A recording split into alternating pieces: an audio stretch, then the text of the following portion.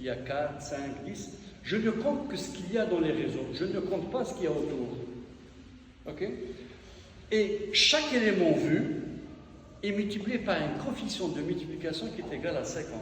Si je trouve par exemple 10 œufs de strange digestif dans les deux réseaux, je vais les multiplier par 50 et ça me donnerait 500 œufs par gramme de matière fécale.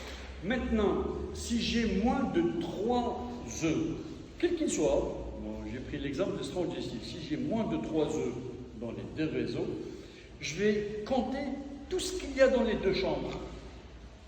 D'accord? Donc j'ai moins de 2 œufs dans les deux réseaux. Mais ailleurs, il peut y en avoir beaucoup. À ce moment-là, le coefficient de multiplication est égal à 15. Alors, pour être convaincu de ces coefficients, relisez dans les détails chez vous, comme on a fait le calcul, c'est assez facile. C'est par rapport au volume total, etc. Alors, je résume. Quand on compte sur les deux réseaux, il faut qu'il y ait plus de 3 éléments pour pouvoir compter dans les réseaux. Quand on ne compte que dans les réseaux, le coefficient de multiplication est égal à 50. Et s'il y a moins de 3 dans les deux réseaux, je compte dans les deux chambres et le coefficient de multiplication est égal à 15. C'est comme ça qu'on fait le comptage. Et c'est universel. Si maintenant, dans toute la lame, il n'y a rien, ok, et que j'aurais pris la lamelle de tout à l'heure, j'ai laissé décompter, d'accord, je la prends et je la mets sur une lame. Je vais observer au microscope, quel que soit le nombre observé, dans le cas du strange digestif, quel que soit le nombre d'œufs de strange digestif, je mets au final égal à 7. Pourquoi? Parce qu'il y a une bagarre scientifique, entre guillemets. Pour les uns, ils diront oui, ce n'est pas quantitatif parce que on a pris une solution comme ça et puis il y a eu une petite quantité qui a flotté, on a mis ça sous le microscope et on a observé. On ne peut pas quantifier comme ça. C'est-à-dire, au lieu de mettre 0, on va mettre le dernier coefficient qui est à 15, on le divise par 2. Donc ça nous fait 7. Ils ont mis 7. Même si vous trouvez 1 milliard, hein, vous mettez 7. Vous comprenez ça? Quand on compte sur la lame de McMaster, on respecte scrupuleusement les coefficients de multiplication. S'il n'y a rien du tout, et qu'on va sur une flottaison sur tube, d'accord, à ce moment-là, quel que soit le nombre, je mets 7. Allez. C'est bon? Alors, très bien. On a fini avec la technique. Je résume en 2 mots.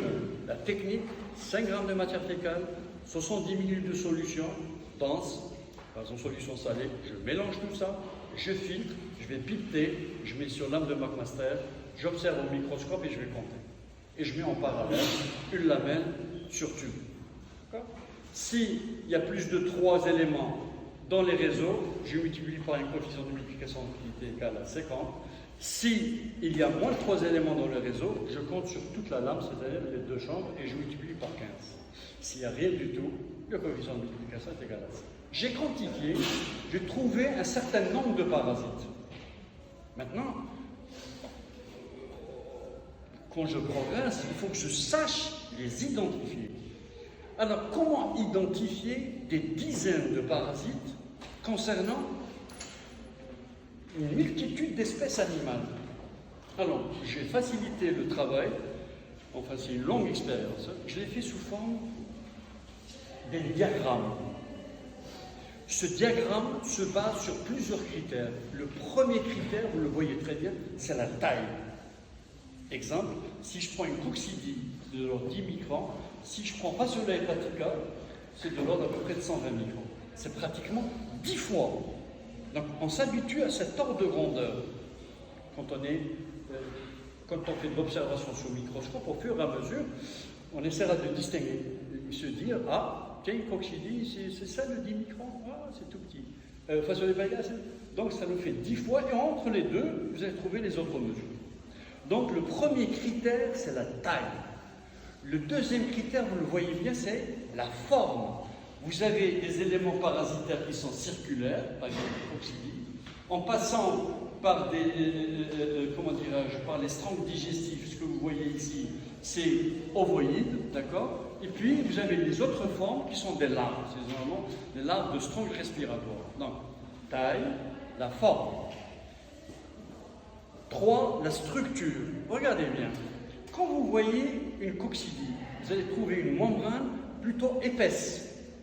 Mais si vous voyez, vous observez un œuf de Strangle digestif, la membrane est fine. C'est déjà une grande différence. Donc la structure. 4, qu'est-ce qu'il y a à l'intérieur? Est-ce qu'il y a une morula, c'est-à-dire une cellule unique, une blastula, c'est-à-dire des blastomères, un embryon, c'est-à-dire une larve à l'intérieur? D'accord? S'il n'y a qu'une morula, surtout les coccidies. D'accord? Si vous avez une blastula, surtout les strangles digestifs.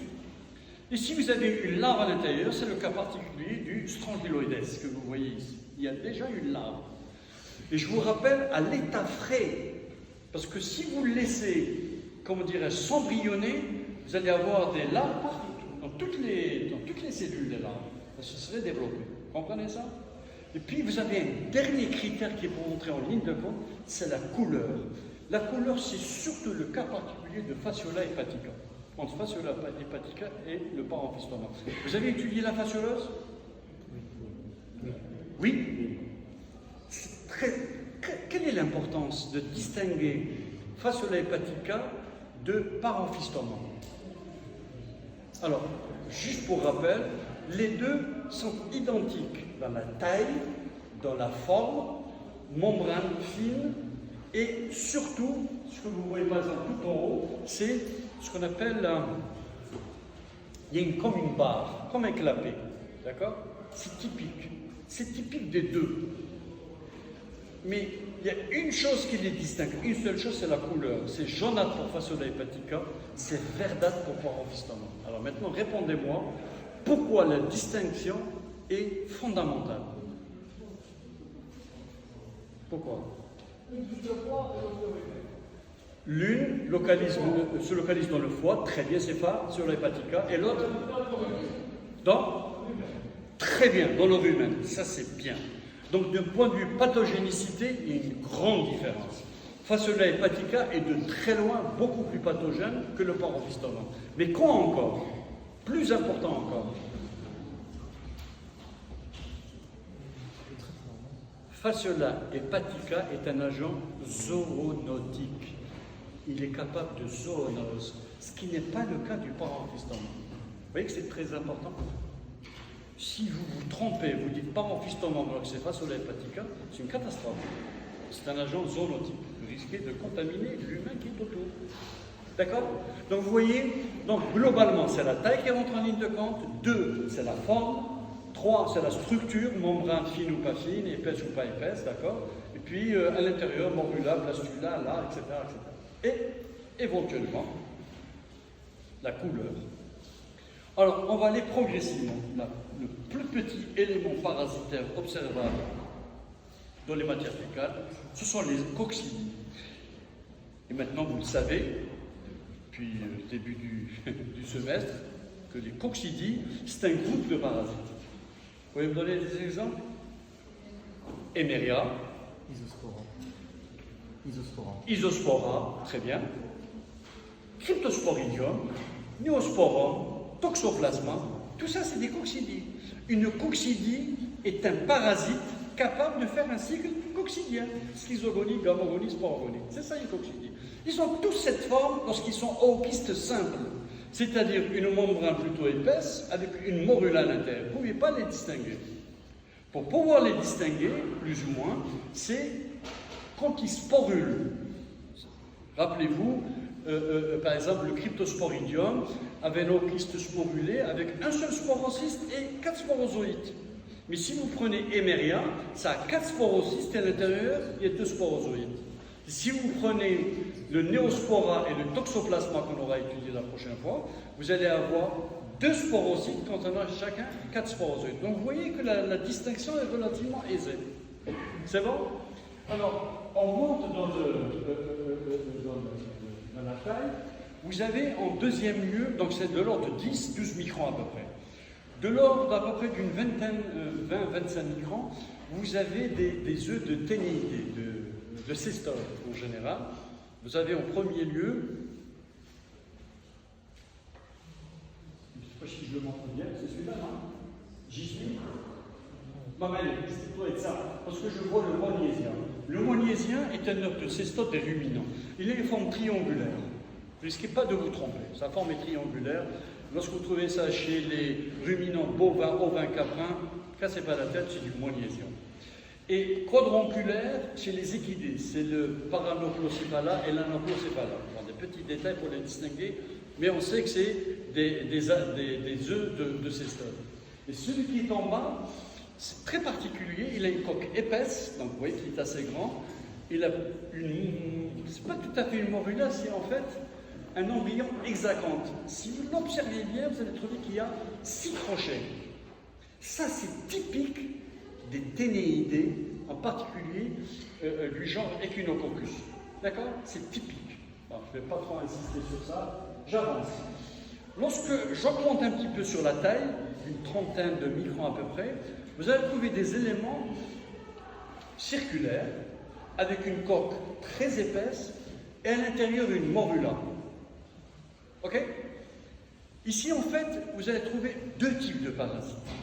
Vous allez trouver le Toxocara avec une morula très dense. Quand je dis dense, c'est qu'elle est foncée et qui occupe pratiquement tout le cytoplasme. Et vous allez avoir presque similaire, donc circulaire, coque épaisse, une morula, mais peu dense, c'est-à-dire claire, et n'occupant qu'une partie du cytoplasme. Et là aussi, la distinction est très importante entre le Toxascaris et le Toxocara, en particulier chez le chien. Chez le chien, c'est Toxocara canis et Toxascaris leonina. Pourquoi, selon vous, cette distinction est fondamentale?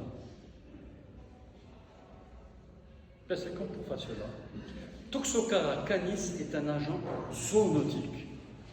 Il provoque une zoonose, ce qu'on appelle le phénomène de larvamigrance viscérale, en particulier chez les enfants, qui peut les rendre aveugles, qui peut les tuer parce que ça forme des granulomes éosinophiliques un peu partout, notamment au niveau du cerveau. Donc c'est une zoonose qui est très grave, alors que le Toxascaris leonina ne passe jamais celle-là. Vous voyez donc qu'on peut dès lors faire la distinction entre les deux parasites. Lorsqu'on remonte dans la taille, autour de 45 microns à peu près, vous allez trouver des éléments parasitaires dans la forme de citron. Ah non, c'est très particulier. Donc ils sont plutôt oblongs. Alors, ici, et une morula plus ou moins dense à l'intérieur. Ici, vous avez 2 cas de figure qui sont très faciles à distinguer. Si vous avez les 2 pôles globuleux, comme c'est montré en haut, d'accord, c'est le trichuris. Si c'est aplati aux 2 pôles, c'est le capillarium.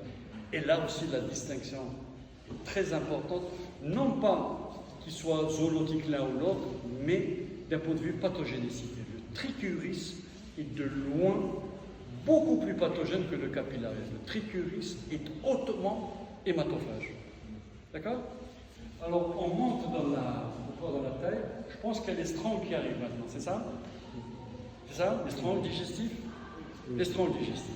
Alors, les strongs digestifs, ils ont la forme ovoïde, une membrane très fine, et typique, pour ne pas dire pathognomonique, c'est blastula, les blastomères, comme ça, des petits cercles à l'intérieur. C'est typique de tous les strongs digestifs. Lorsqu'on augmente dans la taille, qu'est-ce qu'on a? Nématodurus. Alors, le nématodurus, vous aurez à l'étudier lorsque vous ferez les strongs digestifs. C'est un strong digestif, sauf qu'il se distingue parce que c'est le géant. Et il a, comme on dit, de beaux blastomères, de gros blastomères. C'est typique, vous ne risquez pas de vous tromper. Plus loin, plus grand encore, de forme ovoïde, de l'ordre de 90 microns à peu près, vous avez ce qu'on appelle le strongyloides. Alors, le strongyloides, il est émis dans le milieu extérieur déjà embryonnaire, c'est-à-dire déjà avec une larve. Donc c'est le seul à l'état frais qui présente une larve, donc ne risquez pas de vous tromper. Le strongyloides, avec une espèce très répandue et très pathogène, notamment chez les bovins, Strongyloides papillosus. Après, vous avez celui dont on a parlé, le fameux Phaceola hepatica. Le fameux Phaceola hepatica, qui a la forme ovoïde, au même titre que le Pamphistomum, morula à l'intérieur, et comment dirais-je, avec un trait oblique dans un des pôles, d'accord, sauf que la distinction, c'est lui est jaunâtre Phaseolus hepatica, alors que le Pamphistomum est vert. Ça, c'est tous les œufs susceptibles d'être retrouvés. Et puis par la suite, on peut retrouver des larves. Si de l'ordre de 200-220 microns, donc déjà on est dans le double du terrain de Phaseolus hepatica. Si c'est très riche en granulation, c'est les dictyocoles, il y en a beaucoup de dictyocoles viviparus, etc., etc. Si c'est peu granuleux, c'est les protostrangules. Et là aussi, il y a une distinction de pathogénisme. Voilà, grâce à ce diagramme, comment on arrive à au moins se rappeler des formes, des tailles, etc., quand on veut identifier des éléments parasitaires dans les matières fécales. Et ça, je vous assure, je pense que vous n'allez pas la retrouver dans la littérature. Ça a fallu énormément de temps pour arriver à ça. C'est un petit peu un plan de travail. Comment, à la langue, on arrive à établir ça. Et si on a des pertes de mémoire, on se remet à ça. Donc, ça nous facilite la compréhension. C'est bon? Donc, dans la diagnose des parasites. Mais ceci est valable pour toutes les espèces animales, y compris l'homme. Prenons un exemple. Ce que vous voulez. Qu'est-ce que vous voulez comme animal? Dites-moi un animal. Chien. Chien. Allez, très bien chez le chien. On va commencer par les coccidies. Quels sont les coccidies du chien qu'on peut retrouver? Pardon?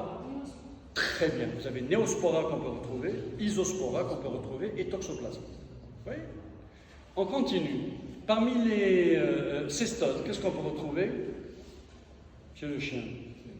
Echinococcus granulosus, n'est-ce pas? La forme adulte se localise chez les canidés domestiques et sauvages, en particulier le chien.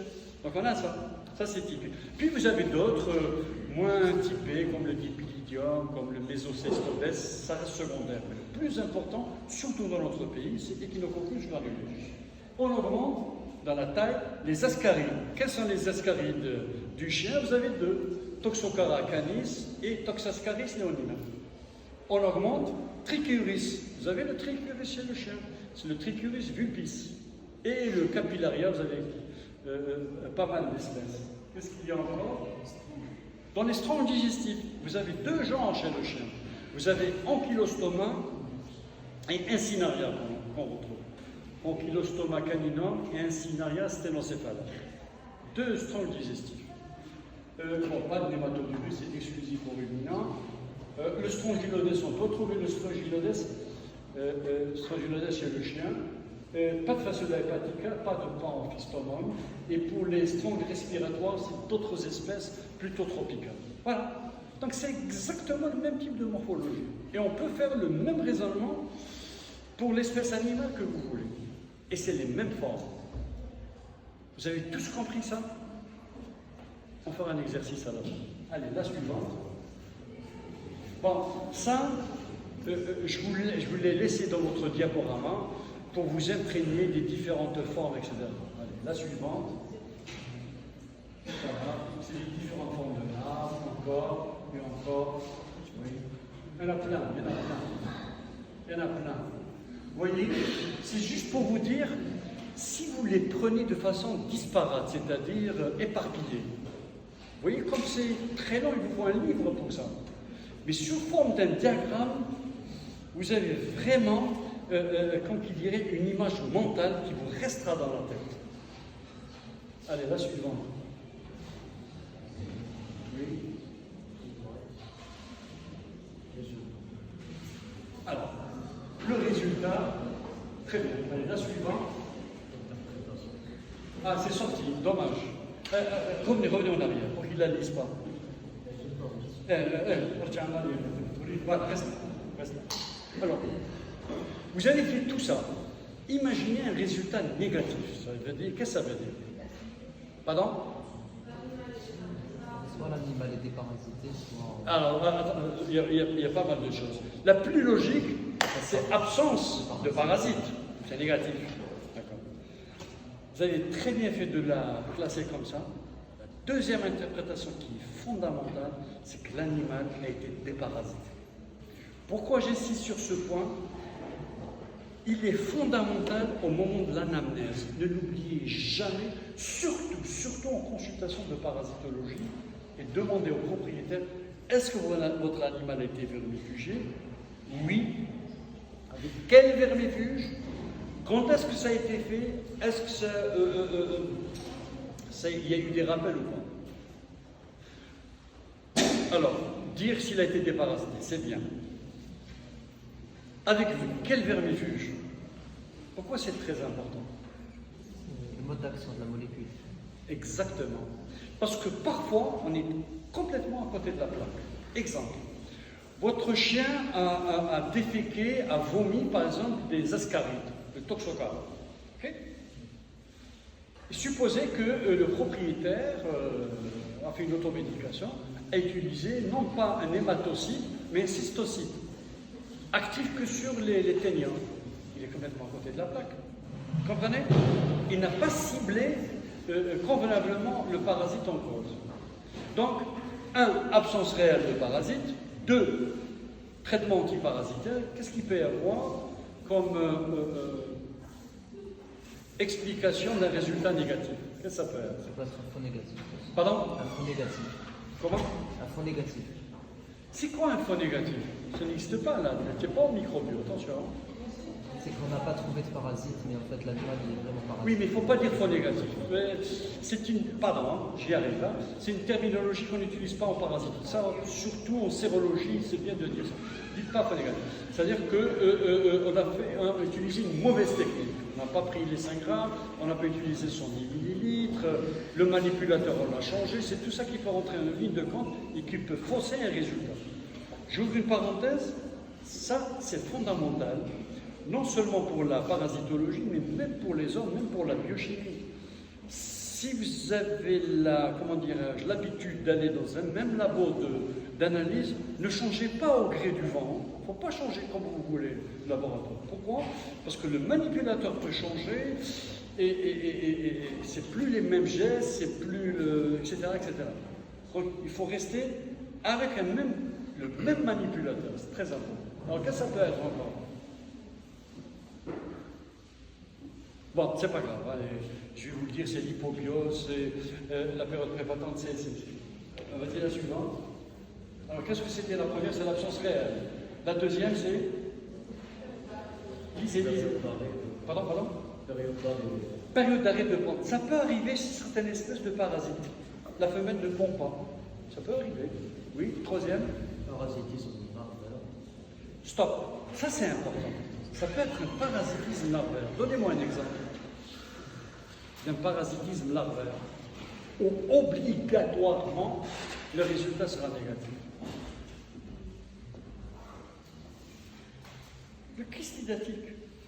Le chystidatique, chez les autres intermédiaires, ruminants, d'accord, et hommes, ont un kyste, c'est des larves. Vous pouvez faire 100 000 copros, ce sera toujours négatif. Vous comprenez? Mais par contre, si vous la faites chez l'hôte définitif qui héberge le parasite adulte, là oui, vous pouvez trouver des éléments parasites. Vous comprenez? Donc dans les parasitoses larvaires, il n'y a pas d'adulte, encore moins de femelles pour pondre. Donc ce sera toujours négatif. Pas encore? Phénomène d'hypobiose. Stop. Vous savez ce que c'est le phénomène d'hypobiose? On vous en a déjà parlé? Jamais? Alors le phénomène d'hypobiose, sûrement on vous en a parlé lorsque vous aviez étudié le strose. Vous avez étudié le strose? Non? Voilà. Les mouches, lorsqu'elles subissent les aléas du milieu extérieur, trop chaud ou trop froid en général, vont pondre des œufs qui vont donner des larves de premier âge qui, elles, ont la capacité de rentrer en hypobiose. Que veut dire hypobiose? Il n'y a qu'à décomposer le mot. Hypo veut dire chute, ralentissement, et biose, vie. C'est chute de la vie, c'est-à-dire ralentissement du métabolisme, voire arrêt du métabolisme, pour ne pas dire les parasites rentrent en dormance, ils vont dormir, ils ne sont pas marrés. Donc c'est le cas par exemple de la larve de premier âge de Strusovis, la mouche, qui lorsqu'elle pénètre dans les naseaux, jusqu'au sinus, elle peut rentrer en dormance pendant plusieurs semaines. Elle rentre ce qu'on appelle en hypobiose. Mais en fait, c'est un terme qu'on réserve beaucoup plus aux helminths. Quand il s'agit d'arthropodes, on dit diapause. C'est exactement le même phénomène. Donc, chez les helminths, ils ont cette capacité de rentrer en hypobiose, c'est-à-dire de ralentissement du métabolisme. Et c'est le cas très particulier que vous aurez étudié, c'est le cas de l'ostertagiose. Les ostertagies ont cette capacité de rentrer en hypobiose, ils vont s'accumuler dans l'organisme. Quelle est la conséquence selon vous? On va voir si vous réfléchissez un petit peu de ce phénomène. Bon, je viens de vous le dire, c'est l'incapacité de pondre, parce que ça reste bloqué au stade, vous allez voir, ce qu'on appelle de 4e âge. Mais quelle est la conséquence pathologique? La conséquence pathologique, c'est que les animaux vont s'infester avec des larves qui ne vont pas croître en adultes, mais bloquer au stade larvaire. Elles vont s'accumuler dans la muqueuse. Dans le cas qui nous intéresse, dans la muqueuse de la caillette. Ils vont s'accumuler, jusqu'au moment où il y a levé de l'inhibition. Il n'y a plus d'inhibition, ça y est, c'est fini. Donc il va y avoir une sortie massive des larves.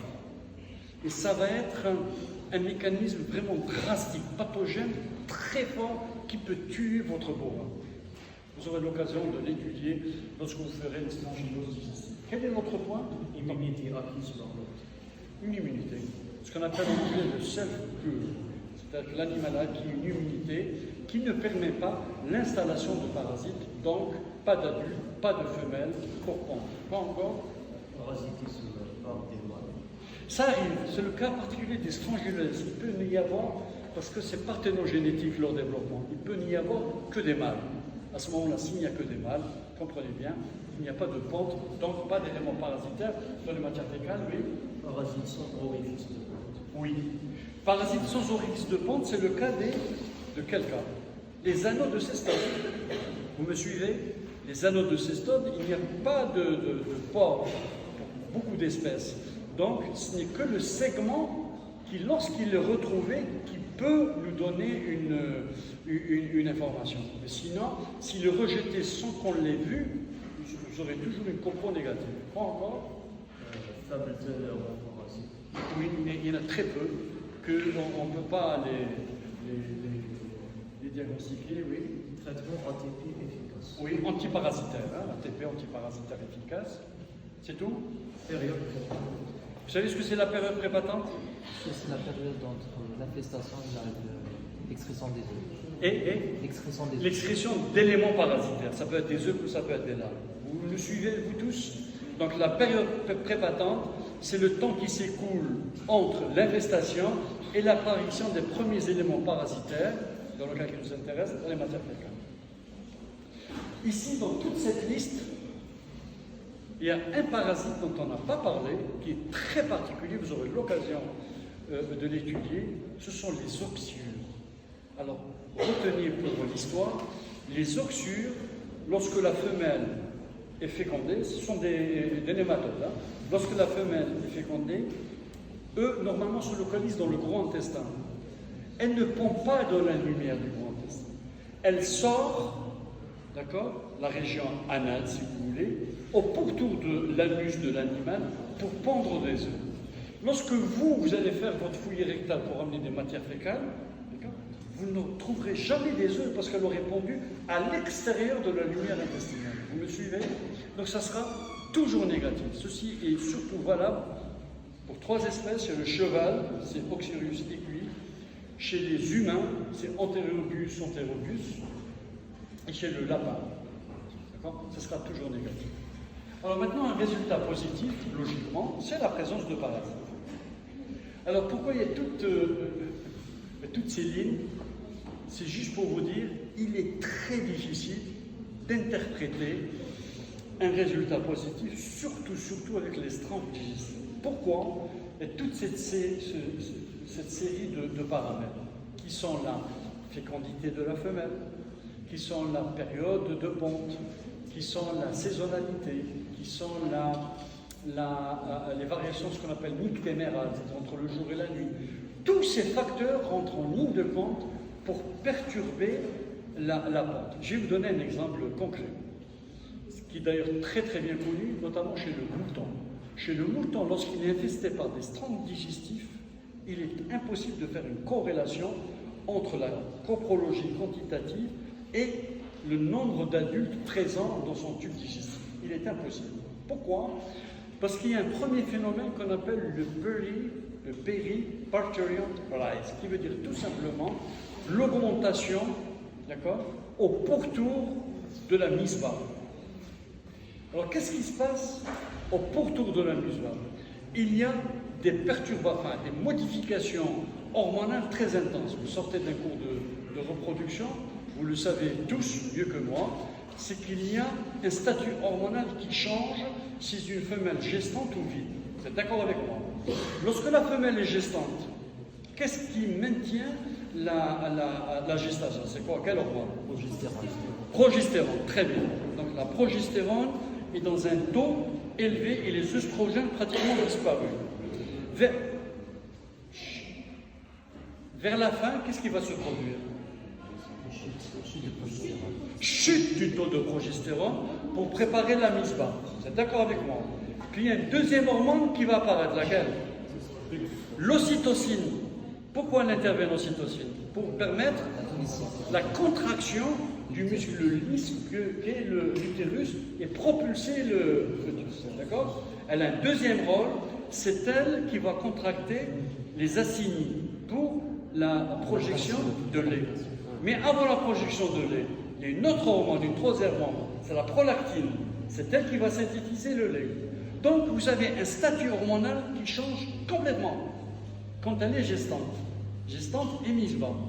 Alors ça, bizarrement, il y a une corrélation directe avec le taux de pente des strongles digestives chez les brebis. Vous avez compris un petit peu ce que je suis en train de vous dire? Donc, il y a une très grosse différence d'interprétation du parasitisme chez une brebis gestante que chez une brebis vide. C'est tout ça qui rentre en ligne de compte, c'est ça qui rend les choses complexes. La suivante. Allez, la suivante. Oui, oui. Là, c'est très détaillé par rapport à ce que je viens de vous dire. Oui. Je ne vais pas trop rentrer dans les détails en vous parlant, je vous ai dit ça au début, la prolificité, elle change d'un strangle à un autre. Si vous prenez par exemple Ostertagia, vous allez trouver qu'Ostertagia, la femelle peut pondre, je ne sais pas, 20 000 ou je ne sais pas combien, alors que les Mancus, 50 000, 5 000. Donc il y a deux choses la suivante. C'est ça? Oui, ça vous pouvez lire. Oui. Ici, tout simplement, on s'est fixé certaines normes, mais c'est très difficile de les appliquer, notamment pour les sondes digestifs. Beaucoup de chercheurs de terrain ont essayé de normaliser, c'est très difficile. Mais dans la pratique courante, c'est très difficile. La suivante. Pardon? Ah, ça c'est un point intéressant. Depuis tout à l'heure, je suis en train de vous parler des éléments parasitaires susceptibles d'être retrouvés dans les matières fécales. Mais méfiez-vous, il peut y avoir des faux parasites qui peuvent vous induire en erreur. Et l'élément fréquent, je pense, c'est le grain de pollen. Le grain de pollen qui présente deux cerclures noirâtres plus ou moins collées. Ça, pour vous, ouais, c'est toute la ressemblance avec un parasite, alors que ça ne l'est pas. C'est juste un grain de pollen qui se balade dans la nature. C'est tellement volatile que ça vient contaminer très facilement. On peut trouver des nématodes libres dont je vous ai parlé au début, etc., etc. On peut, parfois, c'est des gouttes d'eau en plus, ou alors des petites bulles d'air qui peuvent forcer. En un mot, comme on arrive avec le temps à les distinguer, c'est que quand c'est des éléments parasitaires, c'est une structure généralement bien définie. C'est ce que je vous ai décrit tout à l'heure. Circulaire, membrane fine ou épaisse, morula, blastula, etc. Alors que là, regardez, ça n'a pas une structure particulière.